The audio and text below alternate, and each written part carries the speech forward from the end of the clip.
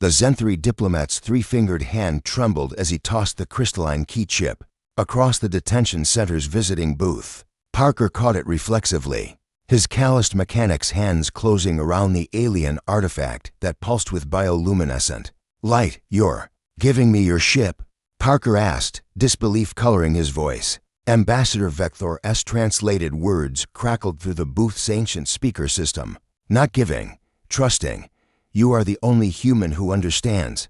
Beside Parker, Nancy leaned forward, her engineer's mind already analyzing the key's construction through the transparent barrier. "Ambassador, your people accused you of treason. They've frozen your assets, impounded your vessel. What exactly do you expect us to do with a Class 7 diplomatic cruiser?" The Zen-3's skin rippled with colors Parker had learned meant profound sadness. "My people have been poisoned by lies. The Sovereign Council believes I've conspired against our home world. But the real conspiracy," Vector's voice dropped to barely a whisper, "runs deeper than anyone suspects. My ship contains the proof, but only someone outside Zen-3 jurisdiction can access it." Now, Parker exchanged glances with Nancy.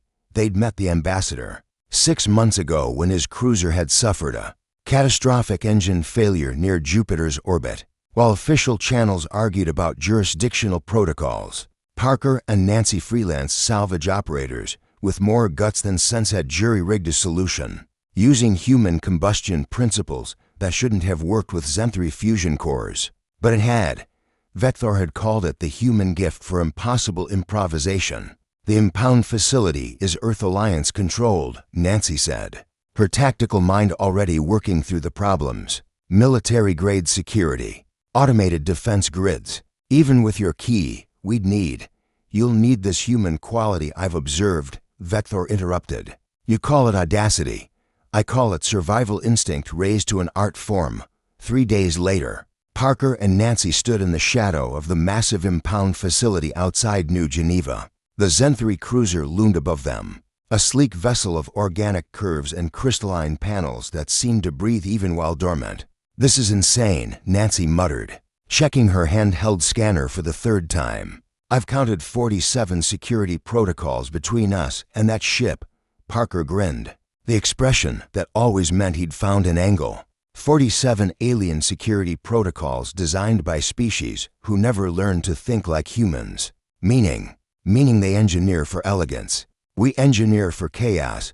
Parker's plan was beautifully, terribly simple. The security grid assumed any threat would come from outside sophisticated hacking, military assault, political pressure. It never anticipated dehumans with basic construction equipment creating an accidental sinkhole that would trigger the facility's emergency protocols, temporarily diverting power to life support and structural integrity. In the confusion, with alarms blaring and automated systems struggling to compensate, Parker and Nancy slipped through the maintenance conduit spaces, too small for most species but perfectly sized for humans who'd spent their lives crawling through cramped starship hulls. The Zen-3 cruiser's boarding ramp recognized Vector's key immediately. As they stepped inside, the ship hummed to life, its organic surfaces warming beneath their feet. "Welcome, authorized operators," the ship's AI announced in flawless English. "Ambassador Vector has granted you level Alpha clearance.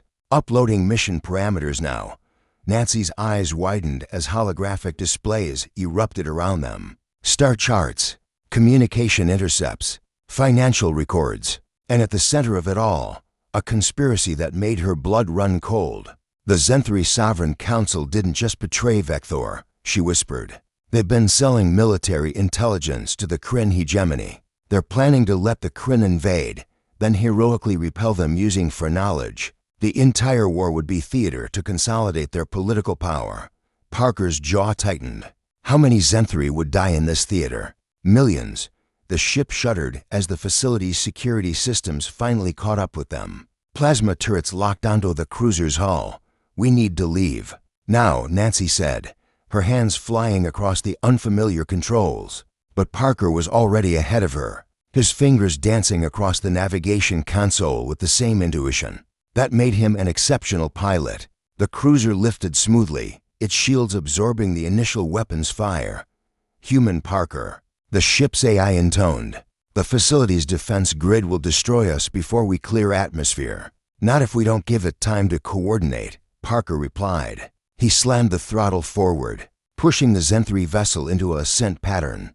No sane pilot would attempt a corkscrew spiral that confused the automated targeting systems long enough for Nancy to hack the facility's communication. As they breached Earth's atmosphere, Nancy broadcast everything, every document, every recording, every piece of evidence that Vector had compiled. She sent it everywhere to human authorities, to Zen-3 opposition groups, to every news network and independent journalist within transmission range. The Sovereign Council's conspiracy collapsed within hours. Emergency sessions were called, arrests were made, and Vector was exonerated, his warnings finally heard. 2 weeks later, Parker and Nancy stood in the Zen-3 capital, watching as Vector addressed the Reformed Council. The ambassador's skin glowed with colors of hope and gratitude.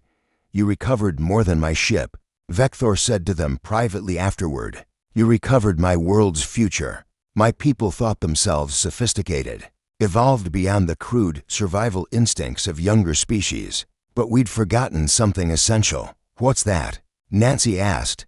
Vector's skin rippled with what might have been a smile.